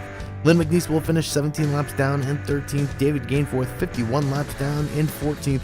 Jeff Glockner will round out the starting field in 15th, as Jay Dubuque did not take to the grid.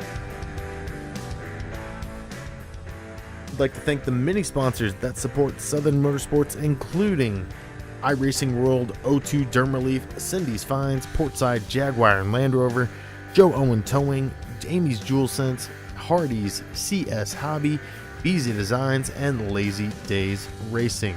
Thank you to the admins of SoMO, including Aaron Riley, Paul Zoda, Joe Mitchell, Jeff Glockner, for allowing Parks Brothers Broadcasting to bring you all the action here tonight. Big shout out to Paul Zoda for joining me in the booth while he could here tonight. Thank you to everyone at home for watching, and make sure to subscribe to Parks Brothers Broadcasting for your Lazy Dayz Racing broadcast. Next week, SoMO heads back to Talladega for more plate racing, and catch all the action live here on PBR Broadcasting. And until next time, race clean, race hard, and we'll see you on the track.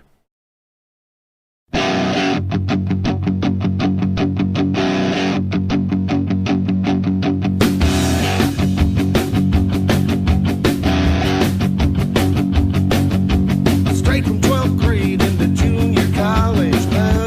Buddy, I passed my exam. Making me a law enforcement person. Got me a gun and a badge, I'm a man.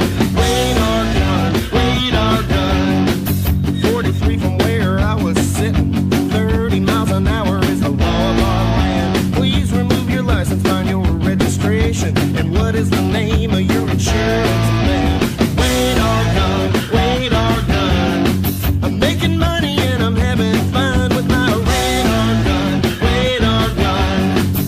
my brand new radar gun.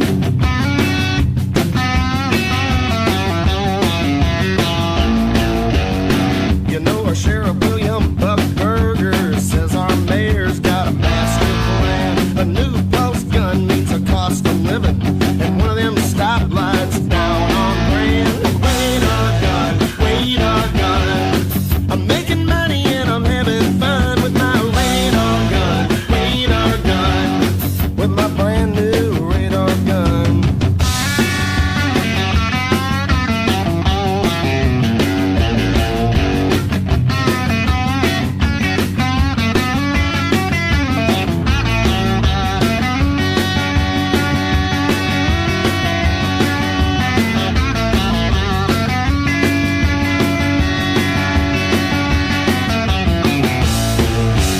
Schedule 19 on a special election, got our money problems right in hand. Dropping them limits like a hot potato, 50 down to 30. Oh man, radar gun, radar gun.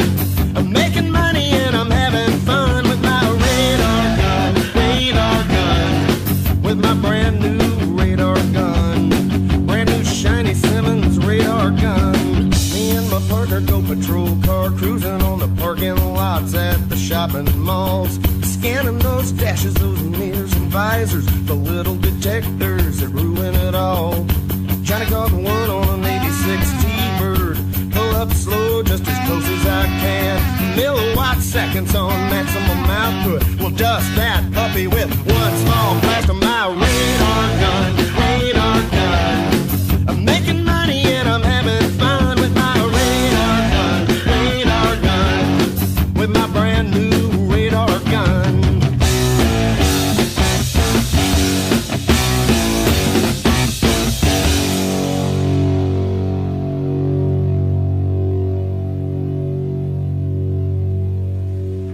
Collect call from Union, Missouri Detention Center from... Please press 1 to accept the charges.